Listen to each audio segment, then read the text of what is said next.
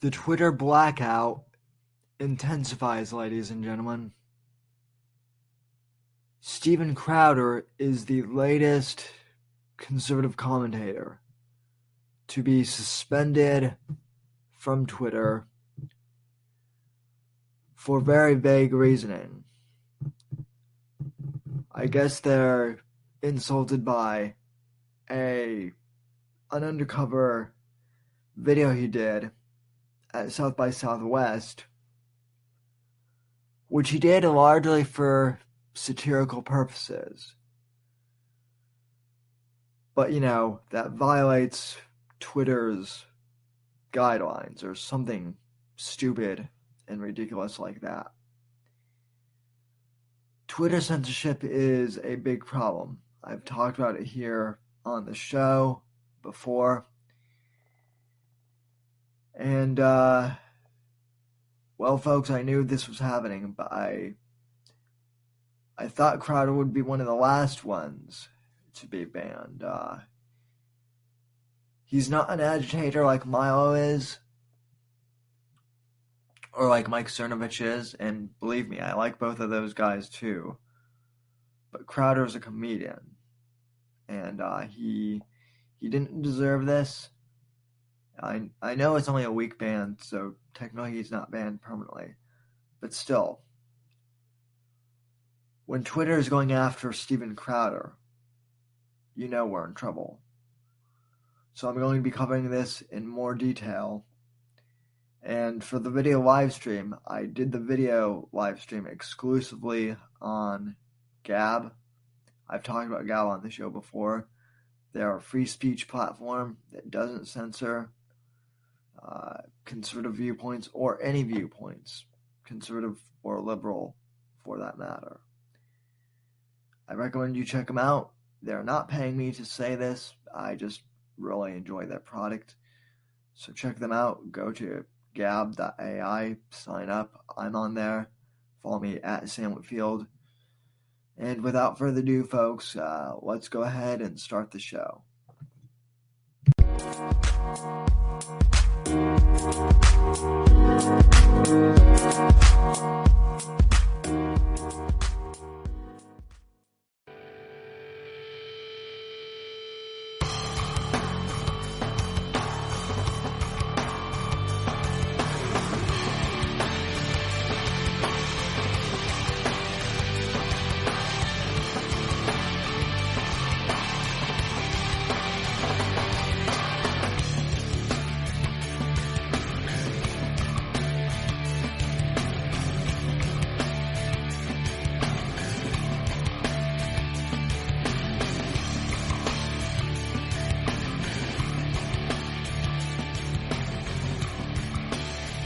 Good evening, and welcome to this exclusive edition of the Whitfield Report, the exclusive video stream for Gab. Ladies and gentlemen, this is my first stream on Gab, so I don't necessarily expect people to tune into this right away. I'm coming to Gab tonight, and I'm coming to you folks on the auto podcast because I want to talk about something very serious. It's been serious, and I've talked about it before on Facebook and on the podcast, and it's the continued Twitter blackout of conservatives. And I know I've discussed this before, but it's even more important that I discuss it tonight. And I decided to renew my Gab Pro subscription today for a couple reasons. The most important, I really have come to believe in the mission of Gab, the more I've used it. So that's first and foremost the most important reason why I decided to join Gab Pro. I want to support the people who make Gab work. The second reason being, honestly, I'm not sure I could post this live stream on Facebook or on Periscope. I know I have a small audience on those platforms, or smaller than someone, say, like Milo Yiannopoulos or Gavin McGinnis or Mike Cernovich. I realize I might not be in any particular danger of being banned on those platforms, but these days you also never know. I've criticized respectfully, but I've still criticized Jack Dorsey many times, and so I'm sure he's just looking for an excuse to ban me. And I still need to be on Twitter, and I'll explain why I still need to be on Twitter and why you guys should still be on Twitter as well as Gab. But this particular episode, I didn't want to live stream it to my Facebook page because I wanted to give this message to you guys on Gab specifically. I wanted to try out the live streaming feature, which hopefully is working for you guys. I hope it is. We'll see once the replay is done how it turns out.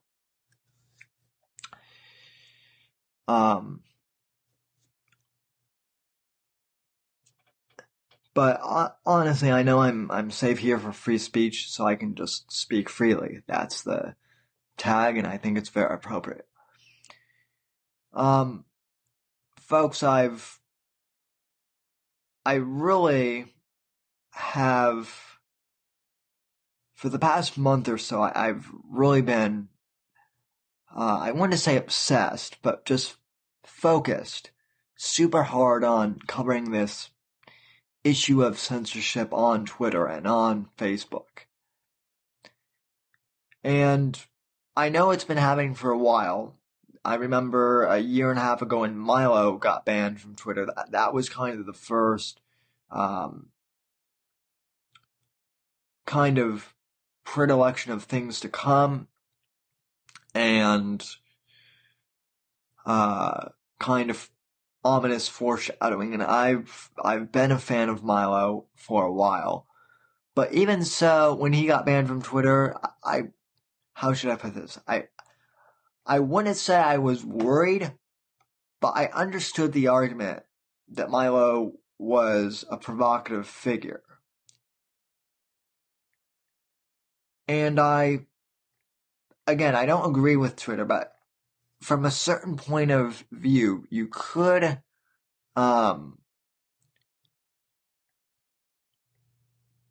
understand at least, I could understand at least the argument that Milo was a provocateur. Okay? Again, not grounds to ban him from Twitter, I think was wrong. But at the same time, it was the start of my discontent with Twitter, but it wasn't the final straw that got broken. Because provocative figures oftentimes test social media platforms to the point where they want to get banned. And so, Milo wears as a badge of honor, I guess is what I'm trying to say. The fact that he's been banned from Twitter, and he has other platforms to, go to. I know he's here on Gab. I know he uses Gab. I know that he's also built his own platform with Dangerous.com, which is great. But he was the kind of the canary in the coal mine, the first ominous sign of things to come. But I guess for me personally, I wasn't too worried about being banned because I figured, I'm a smaller podcaster. I'm a smaller independent guy. I only have 1,900 followers on Twitter, which doesn't seem like a lot, but for someone who's done it from scratch and who has kind of built an intimate base, I mean, it's taken me a long time to build even that. So I didn't think I was in any particular danger. But at the end of February, beginning of March, right around the time the Parkland High School shooting happened, that was when I started to worry. And it came more specifically once David Hogg became popular. And I know I've talked about David Hogg on Gab before, and let me reiterate this. I don't have anything against the kid personally in terms of who he is. I do think that what happened at Parkland was indeed a tragedy. And for the most part, I don't blame the kids for wanting to march. I think that their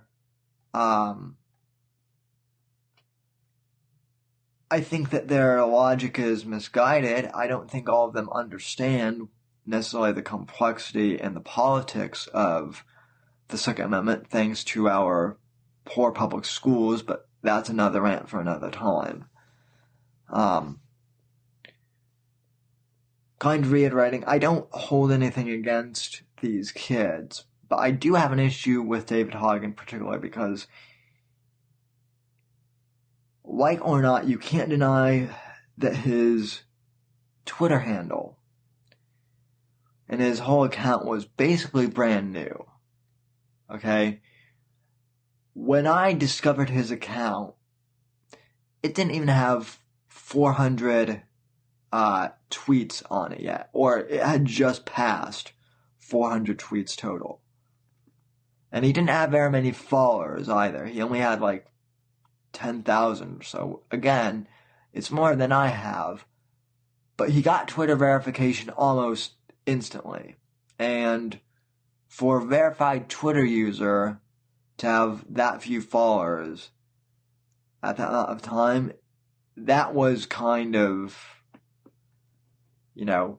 that was kind of strange to me. Because many of us who have used Twitter for years, we've all tried to get verified accounts for forever. Partially because of impersonation, but also, because why shouldn't you get verification if you can prove you are who you say you are, right? It seems like a pretty straightforward thing, right? But David Hogg got almost exclusively, and so did a lot of these other Parkland kids, almost immediately. And yet Kyle Kushov hadn't received Twitter verification up until this week, if I'm not mistaken. He was the only one who didn't get Twitter verified almost immediately. You know why? Because out of all the students, Kyle understands the Second Amendment. He understands that the NRA didn't cause the Parkland school shooting, that they're in no way responsible. He doesn't want gun violence either. The interesting thing about Kyle Kushov is, at the core, I think that he and David Hogg kind of want the same thing. They both want the same thing that we all want, which is less gun violence in schools. The difference is that they have two very different ways of going about it. David Hogg wants to go along with the big-time globalist agenda and confiscate all of our guns and make it into a big political issue. And Kyle understands the Second Amendment. He doesn't want gun rights to be taken away out of the hands of reasonable citizens. Obviously, we want the unlawful citizens to not have guns, but hey, those are already the laws in place. Point being, in short, Kyle is the conservative in this instance, and David is not. Twitter has an extreme liberal bias, so he honestly did not get Twitter verification until last week. And I don't want to take full credit, but I will say that it was due to several conservatives, myself included, tweeting repeatedly at Jack Dorsey, "Hey Jack, why haven't you given Kyle Twitter verification yet?" Endlessly. I must have sent like 10 tweets to Jack about that. And I'm lucky because as soon as people started questioning like who David Hogg is and what he's doing and why he got a Twitter verified account so fast, Twitter started banning conservatives, even the small-time users, even the people with a couple thousand followers. How I did not get chopped off or suspended or banned outright, I don't know, and I consider myself lucky for still being on there, because for all intents and purposes, I should be on there, but I'm not, so, perhaps maybe that's God's way of watching out for me and wanting me to continue the fight over there. Who knows? That could be it. The Twitter bots might not have detected me yet. I do report porn bots on there a lot, so I do report legit bots on Twitter, so maybe that's fooled them enough from trying to ban me, but still, I think my days on Twitter are limited. Nonetheless, I became more worried, but I didn't become extremely worried about Twitter until today, when I saw that Steven Crowder of Louder with Crowder, who I am very, very lucky in the sense that Steven Crowder actually follows me, and so does his producer, Not Gay Jared, or at least they did follow me on Twitter, even before the Mug Club started. It's been a badge of honor that they follow me. I hope if they come to Gab, they'll extend the same courtesy. But the fact that Steven Crowder got banned from the platform today is the last straw with me and Twitter. I'm still going to be on there, but I'm going to be much more relentless. You could make the argument that Milo is a provocateur, that Gavin McGinnis is a provocateur, that they were kind of asking to be banned from Twitter. You can make that case. Steven Crowder is not a provocateur, ladies and gentlemen. He's a comedian. He's a very effective comedian, which is why they banned him.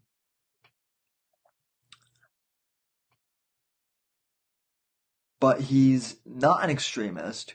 Neither is Milo. Neither is Gavin. But out of all three of those individuals, Steven is the least.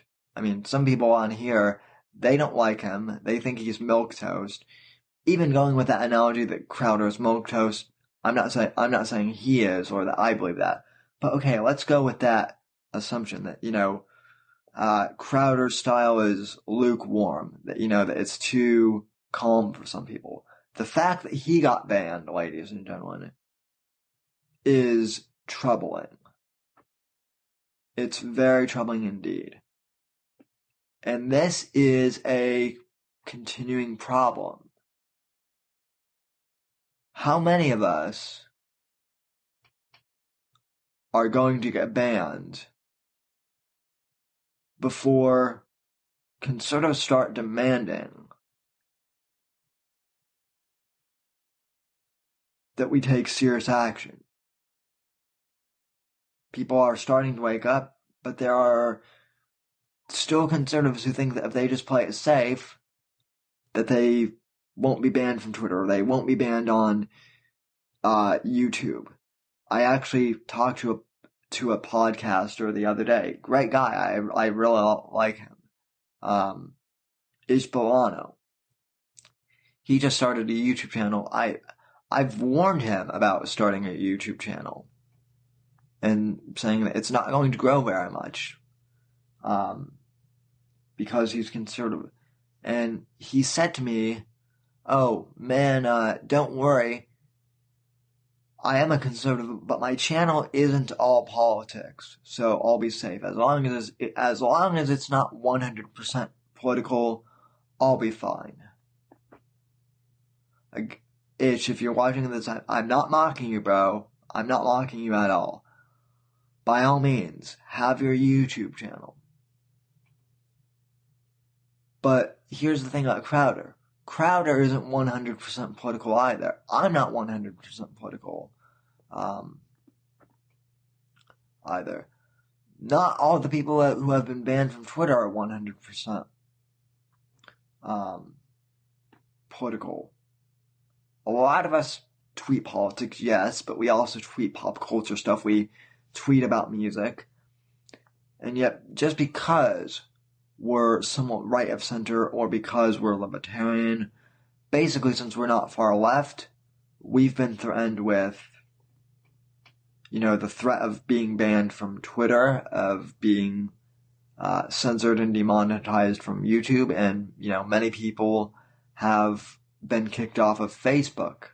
I'm not there yet, and I don't really use my personal profile for politics much, so I think I'm good there, but, who knows these days? That's my overall point. Who knows? You think you might be safe on one social media platform, and then you get banned from that one. You figure you're going to be safe on another one, and then you could be banned on that one. As far as I know, Gab is the only platform that doesn't censor free speech unless you're threatening someone, doxing them, or otherwise severely harassing someone. I don't agree with everyone on Gab either. There are some people who I would say are alt-right neo-Nazis, and guess what? I've blocked them. I've hidden them, a lot of them, from my profile. I don't want anything to have to do with that crowd. I consider myself a pro-Western, anti-alt-right. I guess alt-right would be the best term to describe myself, if you want to go that. I'm alt-right. I'm new right. But even that is a danger to Twitter. Now, going back to Crowder, he shared on his show earlier tonight, or I guess now, since it's midnight, technically this would be last night's show,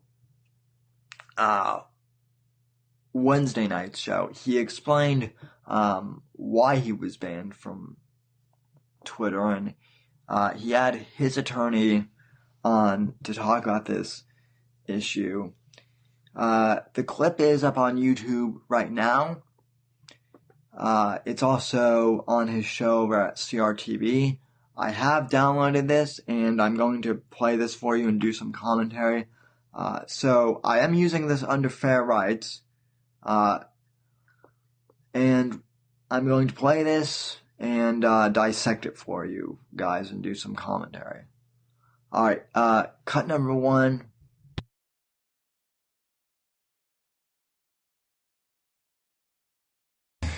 Glad to have you here. So, well, actually, I shouldn't say I'm glad to have you. I had a minor panic attack earlier today. We had a lot of crap hit the fan. So, for people watching this who aren't Mug Club members yet on YouTube, last night's video did 240,000 plays in 7 hours, removed due to a privacy violation. There you go. We can see it up there. Someone complained. This is where Sven Computer went to South by Southwest. And then I was suspended from Twitter for the exact same video being a violation of their code of conduct, right? I think the actual email said enemy of the state known as Twitter. Yes, enemy of the state known as Twitter. Also, Jack Dorsey thinks you're a dick, but that was more an aside. Well, I mean, it was just a picture of a dick that they sent you. Exactly. Yeah, I think the assumption was that it was Jack. Yeah, well, they don't. It's Anthony Weiner actually works for them. He's just he's a brand ambassador. Quick, before I continue the clip, it's very interesting that Crowder says that Jack Dorsey, from what I'm hearing and from how I'm interpreting this clip, it seems to me that Stephen is essentially saying that Jack Dorsey personally, mocked him on Twitter and, called him a dick and then literally sent him a dick pic, which, if true, I mean, Jack, dude, how fucking immature can you get? I mean, I know that you and Ev are liberals, but my God, you guys aren't even trying to hide your bias anymore. I'll get to Ev Williams later.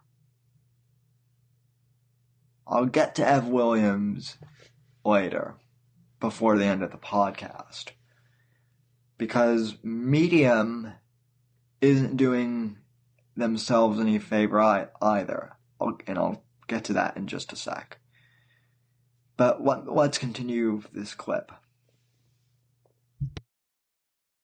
Explain this to the audience for people who don't know, because we have a lot of things that we're working on here behind the scenes. We don't want to just complain about Twitter or Facebook or YouTube. We want to fill you in on what's going on and what actions we're taking and you can take. So what's their claim here? Their argument is that people are upset and they want to try and shut down voices that they don't like. So if you go to the different platforms, they're saying different things. You look at Twitter specifically, and Twitter's saying, we don't like anything about what you've done. The problem is that the way that they've complained about it, it was so fast. It was as though someone at Twitter was sitting there waiting for the video to come up. Yes. So they could be like, and no. Yeah. And no. And YouTube immediately. It was as though someone at South by Southwest didn't want us there. Yeah, there's no other way to describe it. I mean, you had Twitter within minutes, you had YouTube within minutes, and somehow we're trying to say that, it's an automatic filtering system. Wrong. That's not how it is. Someone knew that this video was coming and was waiting for it to happen. Should mention it is alive and well on MySpace. Yes, exactly. It's on MySpace, but you can't find it. Let me ask you this. First off, legally, and then we'll get into an irony here. Legally, this was filmed at South by Southwest. It's a single-party consent state, right? Correct. Okay. And we bleeped any profanity. It would even be fine for TV. What else? There were no acts of violence. No acts of violence, no... We covered up any names, which we don't have to do, but we did. Covered all those up, and still allegedly some kind of privacy violation. And there isn't really an expectation of privacy when you're at an event like that where cameras are rolling.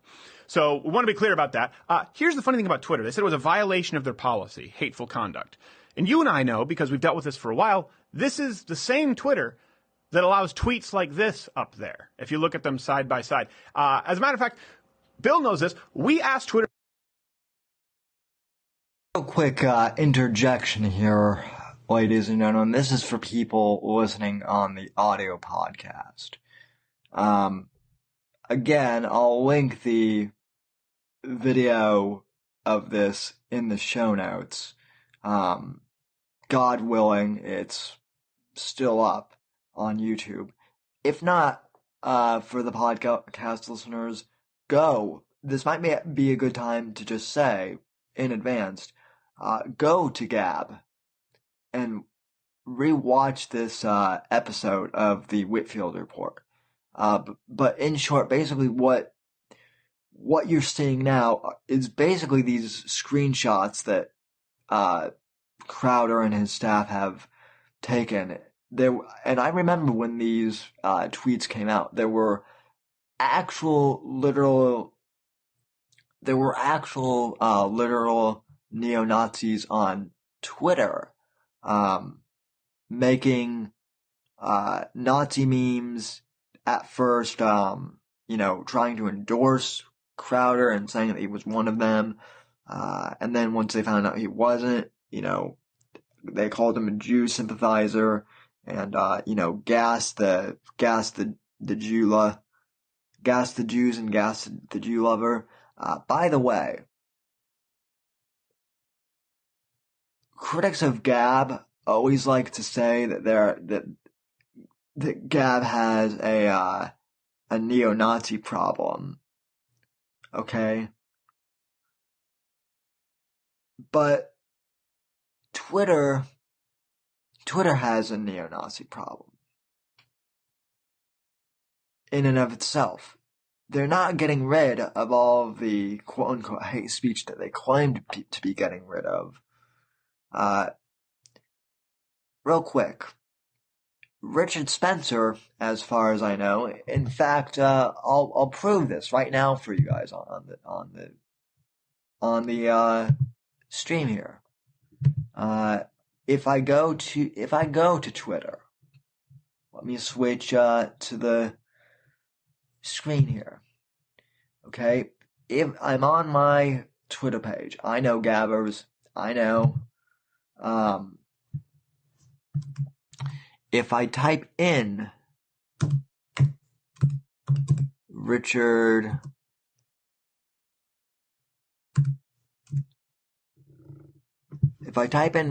B. Spencer,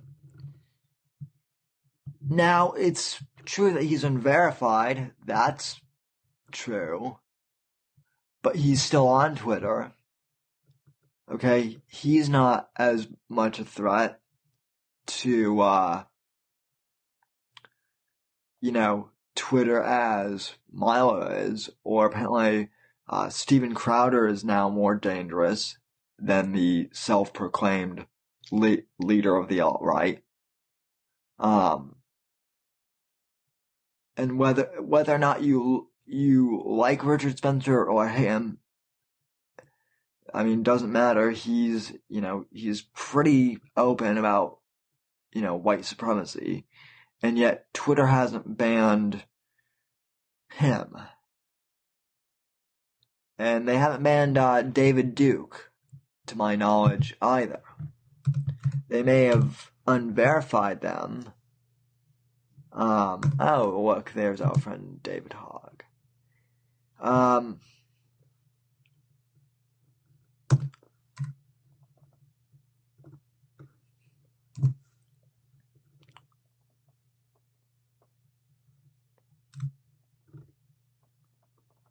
Let's see. Oh yeah, Dr. David Duke. He's not banned either. So, neither of those two individuals have been banned. But Crowder and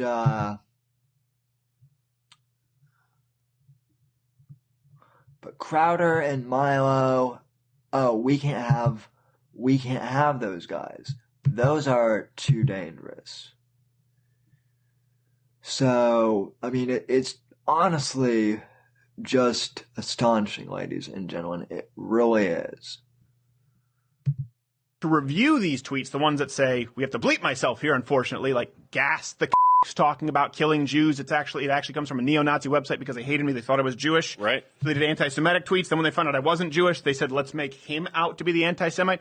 These tweets were actually submitted to Twitter to review. We said, these are libelous. Some of them are death threats. And it's not a violation of Twitter's code of conduct. No, they just said, there's nothing we can do about it.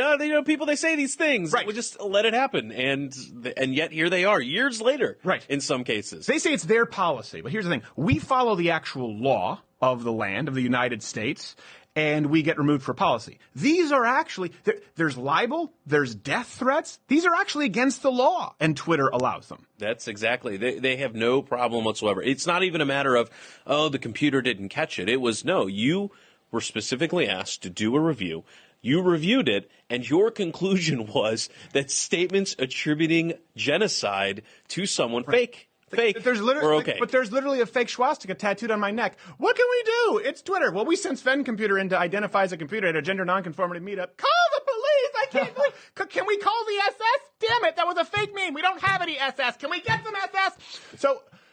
Here's the thing, it's so damaging. By the way, it's damaging. It was up long enough, these tweets, these fake tweets, mind you, that UT Arlington professor, what's his name again? It's Charles Hermes, actually used these memes to try and stir activists to get us banned from SMU. Right. It's now By the way, that's March 22nd. You're going to be there. Going to be there. I'm excited. Your SMU. Go ahead. Yeah. And he used these. He's using them. He's posting them. He's sending them out to a network. He's taking statements that have been demonstrably proven false time and time again. Even if you didn't see that the original one was false, you could see hundreds of comments of fans of not just you. Even people say, I don't even like Steven Crowder, but I don't like people being talked about and lied about in this context. So even people who aren't your fans are saying, how can we let the dialogue get to this place? And that's what this professor is letting happen. Well, the problem is they haven't really been proven demonstrably false if Twitter allows them to stay up. If Twitter allows things that they know are they're complete falsehoods, libelous, and they allow it to stay up upon manual review, and then something that we do because it offends some people, even though it's a maybe strong PG, is taken down, it gives a sense of legitimacy to things that are lies, and it removes legitimacy from things that are the truth. Here's something else, too, that I don't want to get into all of it because you can tell me what we can talk about. I'm going to tell you can't talk about all of it. But it's not a free speech issue. But we are business partners with Twitter because we've spent money on ads with Twitter. So there is an inconsistency with Twitter in taking money for ads that we've run for either followers or campaigns or events that Twitter helped us design. We have dozens and dozens of emails and screenshots of Twitter actually creating advertising campaigns to gain followers. They wrote the copy. They took the money and then deemed those ads a violation of their own policies and removed our privileges on Twitter to upload videos and cards, followers or campaigns or events that Twitter helped us design. We have dozens and dozens of emails and screenshots of Twitter actually. Okay, so I watched this just a while ago, but this is another good point that they brought up. Okay, Twitter helped build a lot of these ad campaigns themselves with Steven Crowder. Okay, so why are they self-sabotaging? Okay,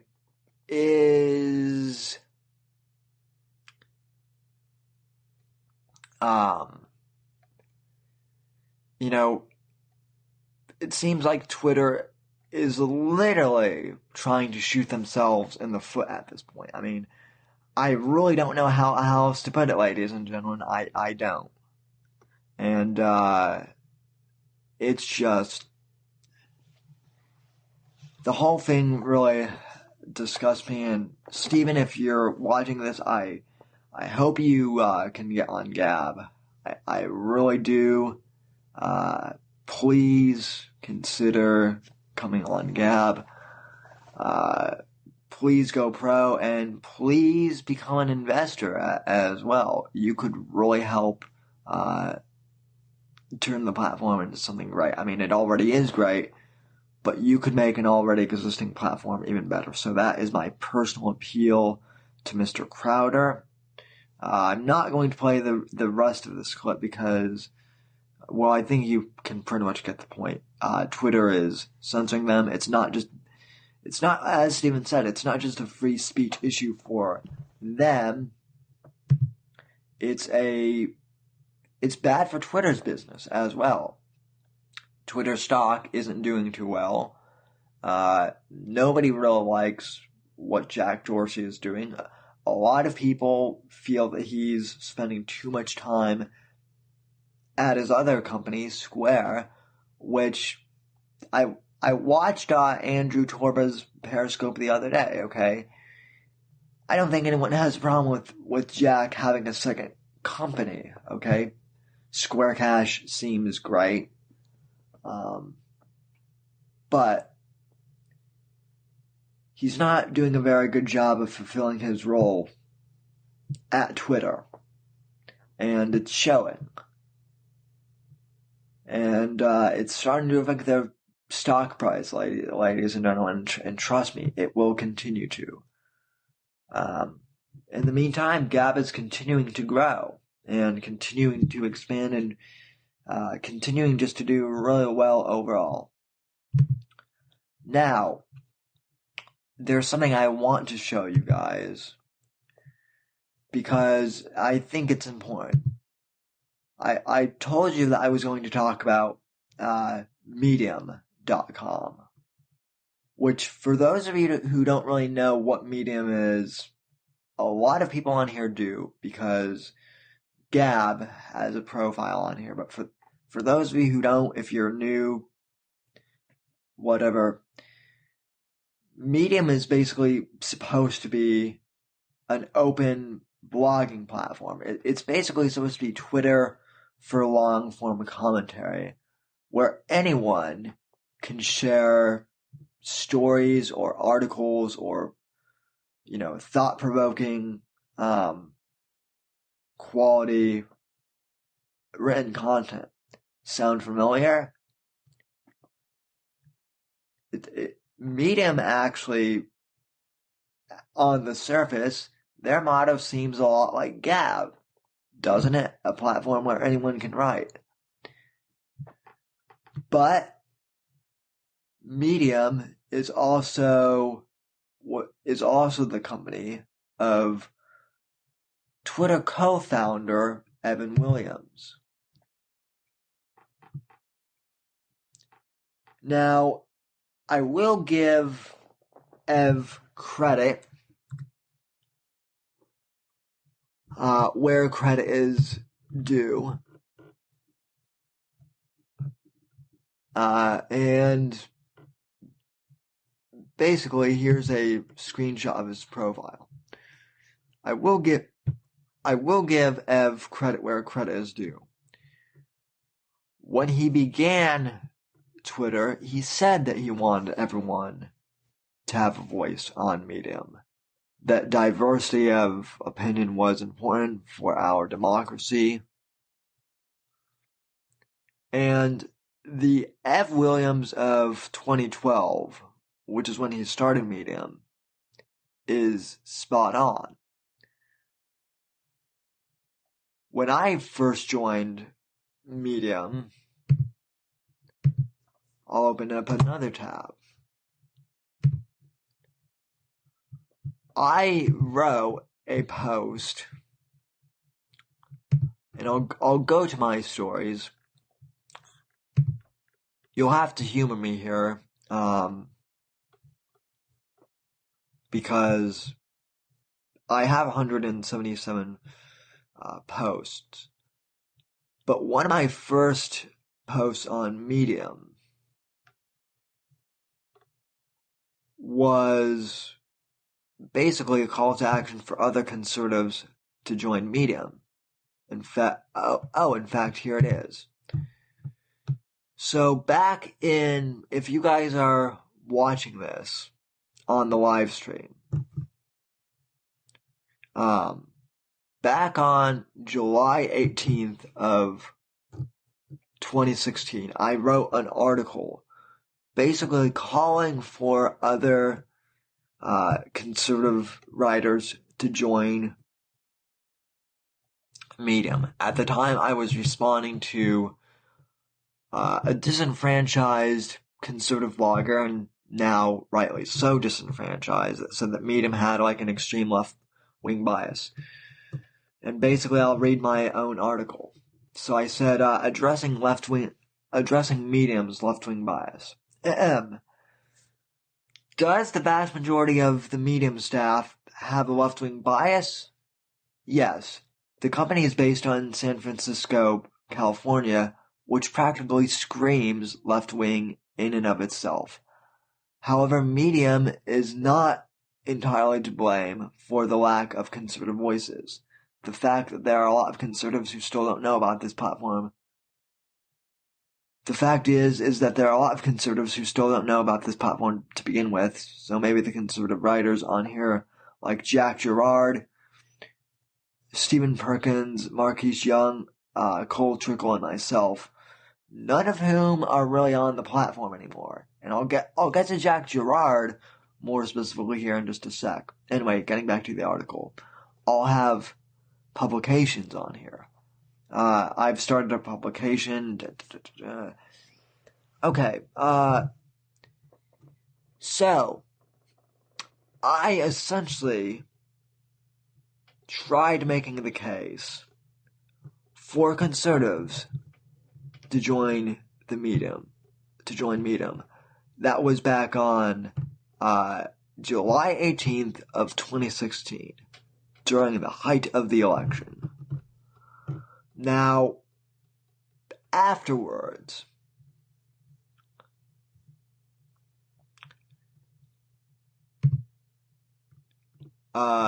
Jack Gerard, who is a conservative, I want to say he's a Trump supporting conservative, but he used to be. Okay, when Ev Williams set up Medium, ladies and gentlemen, he actually did hire an editor to curate liberal articles and an editor to curate conservative articles on Twitter. On Medium. So you had both the left and the right perspective on Medium. And Jack Gerard, this gentleman right here, was the conservative editor on Medium. Now, I guess he's working with another platform, doing something else, which I don't know what that's about, but for the purposes, he was the conservative editor at Medium. After the 2016 election, he got let go. I basically tried to ask him why he got let go, and he never responded. Maybe he had to sign like a non-disclosure thing. Could very well be possible. But he was not, just from what he could tweet at me, he did not seem happy that Ev let him go. And now, all of Medium's political content has basically been left of center.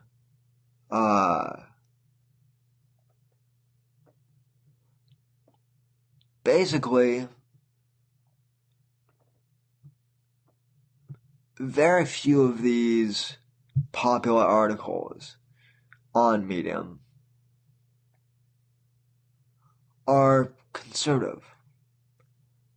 Now, on my personal feed, I've basically found all the conservatives on there, but for the most part, the featured writers on Medium are not conservative.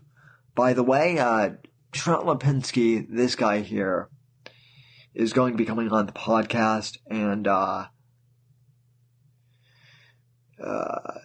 he seems to be a great guy, so we're going to have him on here. But long story short, Medium, Twitter, and YouTube are big lefty sites, and they're trying to shut conservatives out, but we're not going to let them do that to us anymore. We can't, ladies and gentlemen. We can't simply sit by and let them take our freedom of speech away. And I am worried that I'm going to get banned from Twitter and Facebook and Google. Who knows? They may even try and ban my podcast from iTunes. I don't worry about that as much because the iTunes library is so vast, and they do have lots of conservative podcasts on there. Ben Shapiro's podcast is highly rated there. So is Stephen Crowder's. I know Anchor, my podcast hosting platform, is pretty liberal, but I'm hoping that they won't censor me, and I don't think they will. But, like I said at the beginning, I will continue to fight them on their own platforms while I can, and I advise you guys to do the same. But I want to just take this time to thank Andrew and the team at Gab for creating such a great product. And, we're in troubling times, but I do want to try and end this episode on a positive note. I think we can win, ladies and gentlemen. I think we can win, and I think we will win. Gab is gaining traction, it's gaining steam, and more and more people are getting the word out. Speaking of getting the word out, it wouldn't be the Whitfield Report if I did my closing plugs, especially since Gab is a new platform.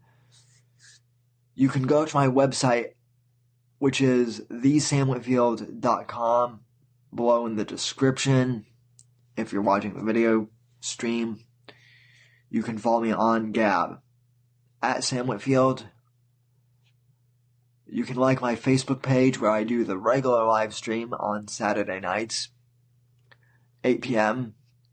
over on facebook.com/Whitfield Report.